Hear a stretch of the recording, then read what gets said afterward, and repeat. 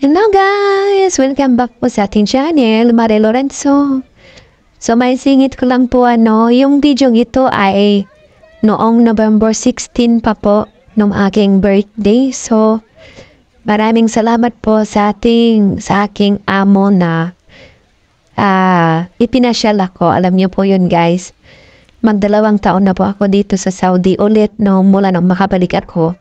Pero ngayon lang po talaga ako ulit makapasyal at makarating doon sa pasyalan dito sa Riyadh na tinatawag po nilang Boulevard. So ito po yung Boulevard City. So parang pinakaregalo po nila sa akin yung birthday ko, ipasyal daw nila ako dito. Kasi hindi ko pa nararating tong lugar na ito guys. So thank you po sa aking amo na nag-effort para sa aking birthday. So, ang video ito guys ay noong November 16 pa. So, ngayon ko lang siya guys na edit kasi mahirap po siyang i-edit dahil iniiwasan ko pong may makuhaan akong mukha. Dahil alam niyo naman po dito sa Saudi ay bawal po sa kanila yung mapicturan. Alam niyo naman po yun. Yun po yung tradisyon po nila dito.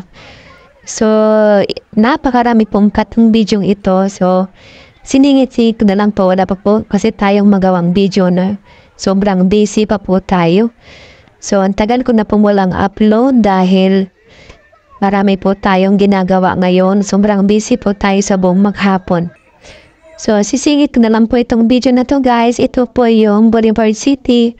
So, ito naman po, bali pinakain po nila ako sa isang restaurant po doon.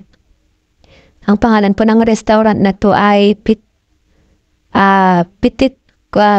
Coffee Shop. So, ayan. So, ang hirap din naman pong kumain, guys, na nandyan sa harapan mga amo. So, thank you na rin. So, ayan. Dito po ako naaali, guys, kasi every 15 minutes ay nagpapalit po yan. Nagpapalit po siya ng mga image dyan. So, ang ganda po, guys, niyan, Boulevard City.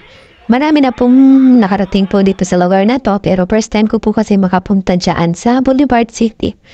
So, sobrang nagandahan ako guys. Marami na pong mga pasyalan dito sa Riyadh na nagbukas. Kaya marami na po ditong tourist spot na tinatawag. So, nagiging open na rin po sila unti-unti. Hindi na kagaya dati na siguro sobrang mahigpit. Kagaya noong muna na kailangan nakaabaya ka pa. Pero ngayon, pwede na pong lumabas na hindi ka nakaabaya basta hindi ka po native dito sa Saudi Arabia.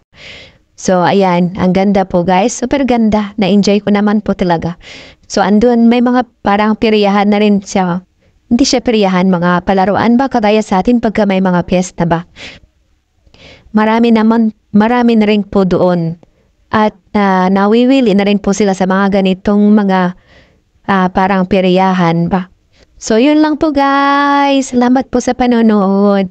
So, ito po yung noong birthday ko noong November 16 pa.